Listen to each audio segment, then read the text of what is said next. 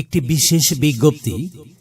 বিশেষ বিজ্ঞপ্তি এত দ্বারা মাদলা ও খোট্টাপাড়া ইউনিয়নের সর্বসাধারণের অবগতির জন্য জানানো যাচ্ছে যে অগ্রণী ব্যাংক পিএলসি মাদলা শাখার সকল খেলাপি ও বকেয়া কৃষি ঋণ গ্রহীতাদের খেলাপি ও বকেয়া কৃষি ঋণ পরিশোধের সময়সীমা আগামী 30 ডিসেম্বর 2024 তারিখ পর্যন্ত বৃদ্ধি করা হয়েছে।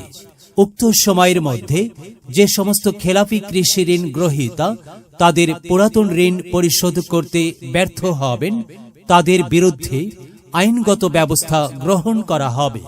অতএব অত্র এলাকার সকল খেলাপি কৃষি ঋণ গ্রহীতাদের অতি সত্বর অগ্রণী ব্যাংক পিএলসি মাদলা শাখায় যোগাযোগ করে পুরাতন খেলাপি ঋণ পরিশোধ করে নতুন ঋণ গ্রহণ করার জন্য অনুরোধ করা হল।